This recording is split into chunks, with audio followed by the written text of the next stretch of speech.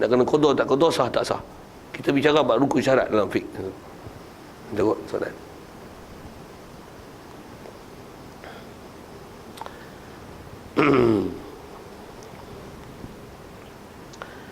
Baik, berhabis sikit ayat tu. Dan tidak beriman semata-mata mengetahui benar Rasulullah sallallahu alaihi wasallam, padahal tiada mengikut dan menerimanya. Maka dengan ini tidak dihukum dengan beriman kebanyakan kafir yang mengetahui bahawasanya Nabi Muhammad itu adalah Nabi dan Rasul yang sebenar, kerana mereka itu tidak mengikut dan menerima akan yang tersebut. Tengok, kita nak tanggung macam mana ayat ni nak bagi cantik, bagi molek betul dengan apa yang kita dah belajar. Tengok sekali disebut. Jadi kata dia tak tidak beriman dengan semata-mata mengetahui Nabi Muhammad, mengetahui benarnya Rasulullah sallallahu alaihi wasallam. Dia tahu Nabi Muhammad benar, padahal tiada mengikut dan menerimanya. Dia tak ikut dan tak terima. Maka dengan ini tidak dihukum dengan beriman. Jadi berdasarkan apa disebut macam kesimpulan tu, tidak dihukum dengan beriman kebanyakan kafir yang mengetahui bahawasanya Nabi Muhammad itu Nabi dan Rasul. Tambah yang hafal kita Taurat Injil tu, dia tahu Nabi Muhammad ni memang Nabi betul, Nabi dan Rasul yang sebenar. Kerana mereka itu jadi tak dihukum beriman. Maksud apa? Kerana tidak mengikut dan menerima akan yang tersebut. Itu penyertaannya. Okey tak? Ada baca, ada rasa lain tak? Ada nak kena syarah-syarah? Ketelan gitu ya? Kalau ayat pertama tu ada disebut tak beriman semata-mata mengetahui benar Rasulullah sallallahu alaihi wasallam, padahal tiada mengikut dan tiada menerima. Itu ayat pertama disebut.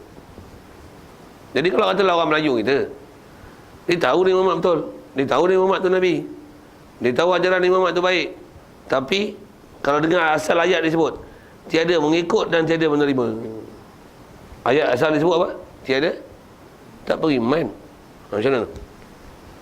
Betul lah ayat tu? Tak beriman, kafir tak? Kafir ya? Betul? Siapa tak pergi sembahyang, siapa tak puasa, padahal dia tak nak ikut Nabi, padahal dia tahu Nabi punya ajaran betul, tapi dia tiada mengikut dan tiada menerima. Dia tak terima sembahyang, puasa, zakat, haji. Macam mana buat? Ayat tu kena sebut, kena tangguh itu.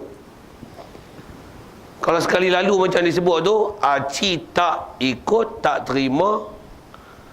Tak terima tu boleh syarah lagi, tapi tak ikut tu, tak ikut maksudnya tak semayang kafir selalu. Boleh faham? Boleh. Maksudnya kata tak beriman tiada dengan tiada mengikut dan menerima.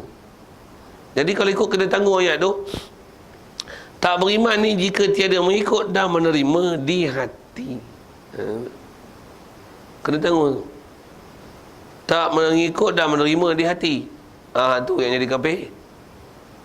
Adapun dengan tak semayang, semata-mata dengan tak semayang, tak ikut maksudnya tak patuh, tak taat, tak mengerjakan suruhan, ataupun bahasa lain tak ikut ni melanggar larangan. Tu macam mana? Tak beriman kan? Tak. Tu fasik, bukan tak beriman. Boleh jadi tak beriman bila? Macam mana nak buat? Macam mana nak buat ayat tu?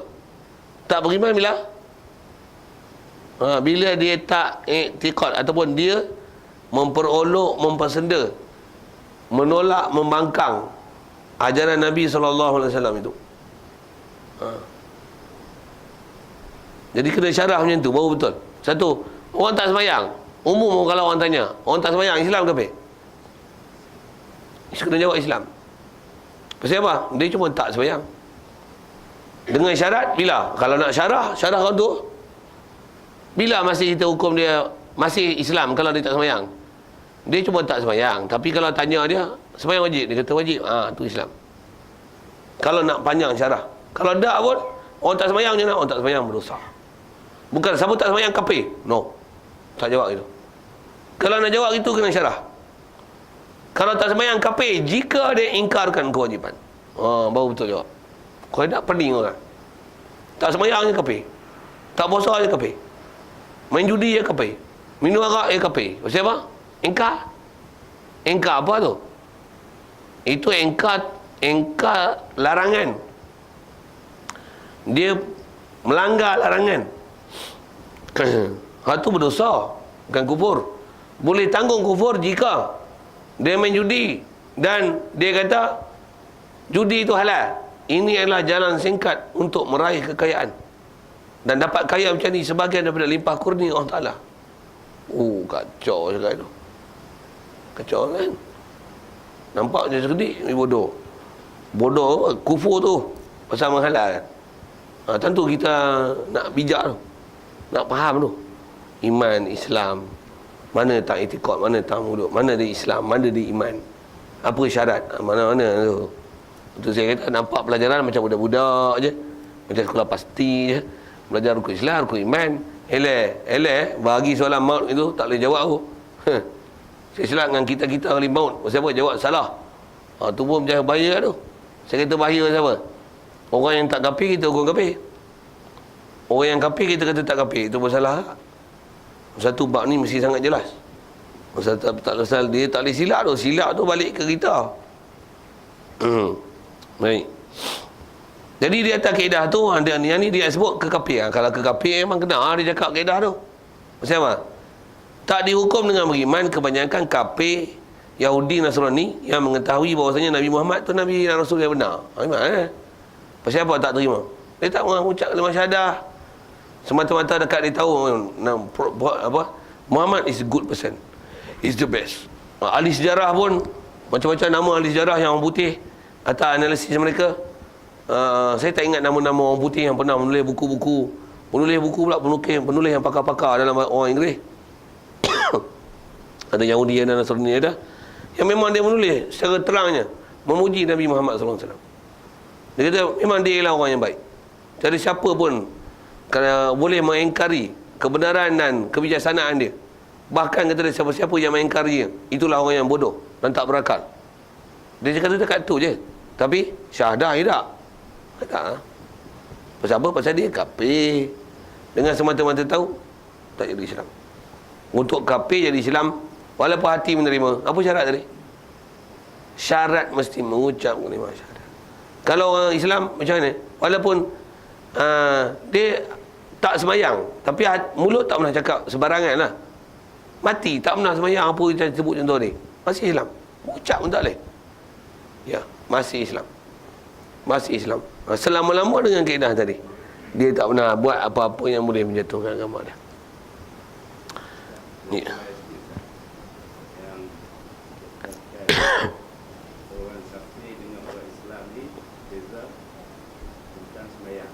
Jadi seolah-olah nampak itu sembahyang ni seandainya tak sembahyang, di mana kata kemungkinan kafir itu terlalu kecil. Ya. Memang ada hadis tu, kalau kita ambil hadis ada dalam kitab-kitab riwayat. Banyak hadis tu disebut dalam hadis dalam kitab Imam Ghazali. Dia berkata bainal mu'min wal kafir tarkus salah. Perbezaan antara Islam kafir meninggalkan sembahyang. Simple hadis tu. Macam mana pun ulama tanggung macam mana? Jadi kalau faham sekali lalu macam mana? Perbezaan Islam kafir tak mana? Tinggal sembahyang. Apa faham sekali lalu? Tinggal sembahyang? Kafir. Tak sembahyang? Kafir. Sembahyang? Islam. Untuk macam mana nak pergi betul dengan ni? Tolong boleh syarah tak? Boleh tak? Saya tak syarah tak apa dah. Boleh syarah rasanya. Macam mana buat? Dia tak sembahyang dan dia menafikan wajib sembahyang. Memang kafir. Tanpa khilaf. Tu dohir hadis tanggung waktu. Ataupun zohir hadis macam mana pun sebelum zohir hadis, kalau kata dia tak semayang, sebut hadis tu kafir kan, bainal mu'min wal kafir tarku solah. Jadi siapa yang tinggal semayang tariku solah, kufur. Tanggung. Kufur tu bukan kufur intikad, kufur nikmat. Tak taat dia. Pasal mulut tak pernah ingkar. Dengan kaedah kita belajar ni, tanggung tu. Dia tinggal semayang, tak kafir. Macam mana boleh jadi tak kafir? Kerana semayang yang dia tinggal tu, dia hanya tinggal mengikut kaedah di sunnah wal jemaah, tinggal semayang, dia tak lagi kufur. Dia hanya hukum berdosa jika dia masih mengiktiraf semayang itu wajib. Ini mesti syarah yang tu. Pasal kita belajar, tambah kita menyelam dalam bab ilmu hadis. ilmu tafsir sama. Mesti tempat-tempat macam tu ditanggung betul. Antaranya wa man lam yahkum bima anzalallah fa ulaika humul kafirun. Hoi, sekali lalu tu UMNO kafir habis. Tapi jangan buat silap. Bagi syarah betul. Apa maksud ayat? Man lam yahkum. Those, okey, cakap putih lah. The person yang tak menjatuhkan hukum bima anzalallah, dengan apa yang telah Allah Ta'ala turun kepada kita. Fa'ulaik, mereka itulah al-kafirun. Kafir weh. Jadi curi, UMNO potong tangan bagi pencuri berdasarkan ayat Quran tu. Kafir terus tu, kafirkan UMNO dengan tak menjalankan hudud. Jawab lagi betul, mesti dengan disiplin ilmu, jangan cakap dengan bodoh kepertian. Pasal kita bicara berakidah, bukan kita bicara dalam masalah kepertian. Berakidah. Macam mana jawab? Kafir tu bila? Tidak kafir selagi dia tak mengingkar wajib. Dia kata memang hukum hudud ni hukum Islam, tapi kita tak boleh buat lagi lah. Bagi alasan macam-macam tu tak. Selagi dia masih mengiktiraf hukum tu, okey. Okey tu bukanlah maksudnya baguslah hang buat tu, bukan. Masuk okey tu tak kafir lah maksudnya okey tu. Maksudnya tak kafir. Tapi apa? Fasik, zalim, berdosa weh. Kalau memang dia tak ada kuasa dan kemampuan untuk buat, memang terlepas taklif dia lah. Macam mana kita mana boleh nak buat? Pasal pembuat tu ditaklif membuat tu kepada penguasa dan pemerintah. Kita bukan pemerintah. Jadi taklifan itu kepada pemerintah. Pemerintah pun tak buat, dan dia memang tak boleh buat, tak ada dosa kat dia. Kalau dia boleh buat tapi dia tak mau buat, itu dosa.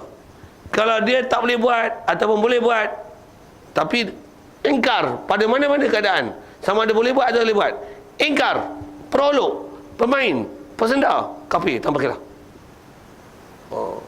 Patut jagalah. Nak sebut sama dengan ayat Quran dengan hadis tadi lah. Prinsip memaham tu sama.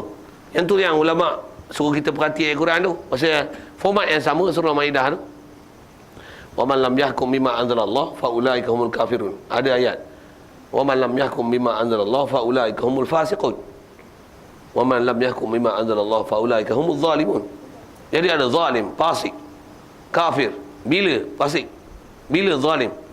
Umumnya kafirun takkan dikata melainkan ingkar dan memperolok bersedia.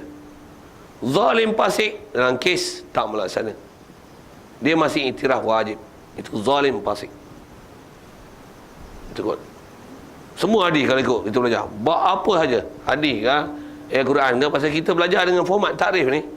Mana-mana ada hadis tu mesti disyarahkan macam tu. Pasal hadis Quran dengan kita baca sekaligus tu, dengan kita tak tengok hadis Quran lain, dia boleh sesat makna. Satu, kita mengaji ni dengan ngaji format akidah yang ulama' dah tolong syarah untuk kita. Ni disiplin dah. Satu, kalau saya sebut satu hadis, yang ni buah hadis ni ada orang syarah tak betul ni. Dia kata apa? La yasriqus sariq hina yasriq wa huwa mu'min. Kata dia, taklah mencuri oleh seorang mencuri ketika dia mencuri dia ialah orang beriman. Boleh faham tak? Hadis Nabi pendek padat tu. Kita nak faham pun terbeliak je mata, nak faham. Taklah mencuri oleh orang yang mencuri ketika dia mencuri sedangkan dia beriman. Macam mana faham? Maksudnya siapa mencuri? Kafir.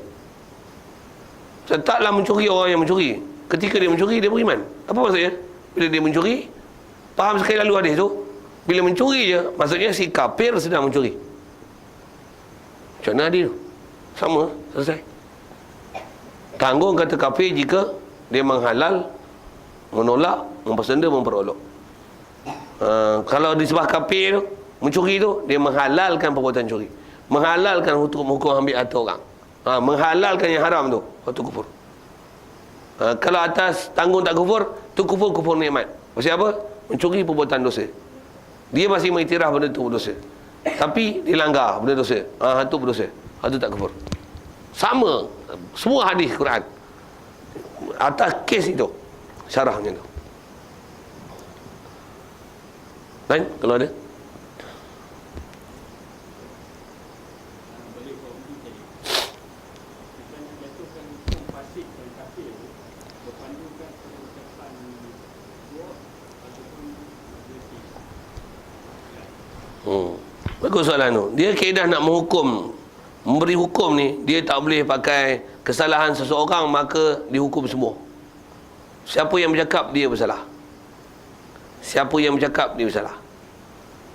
Kalau ada yang boleh share dengan dia, yang menyokong, tepuk tangan, berseronok, like. Oh, zaman Facebook tu lah. Apa seumpama dia? Maksudnya setuju. Pemimpin dia cakap, hidup pemimpin, hidup pemimpin. Maksudnya menyokong pernyataan yang pernyataan dia tu kalau ikut kufur. Qawaid, dalam qawaid fiqh disebut ar-ridha bil kufri kufrun. Redha dengan kafir. Walaupun yang sebut tu seorang aja, kepala dia.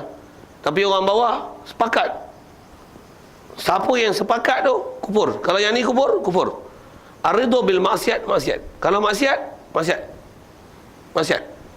Tapi kalau kata pemimpin cakap itu, orang bawah ni mengaji, pemimpin tak mengaji. Apa cakap mereka tu nak mampu hang kafir weh. Pemimpin je lah. Siapa yang tak ikut tidak. Satu dia tak kaedah tu. Salah kalau kita nak borong semua orang dalam parti tertentu yang bila pemimpin dia cakap itu, kita letakkan hukum kafir itu pada semua parti dan ahli parti dan penyokong parti. Salah tak? Nak sebut salah. Kita bukan bicara kepartian, kita bicara akidah. Siapa jatuh tak jatuh. Pasal kita nak bicara buat iman. Siapa nak selamat tak selamat akhirat esok. Bukan siapa yang tak dapat kepentingan parti. Kita Malaysia ni dia susah tu lah. Cakap sikit parti, cakap sikit parti. Nak jadi tok imam pun tengok parti. Jadi guru kafah pun parti. Padahal hak tu boleh mengajar, tapi parti punya pasal tak boleh mengajar. Hak bodoh disuruh mengajar. Malaysia ni jadi ikut tu sikit. Ada bala macam tu kot. Allah Allah. InsyaAllah kita sambung nanti. Rukun iman 6 perkara.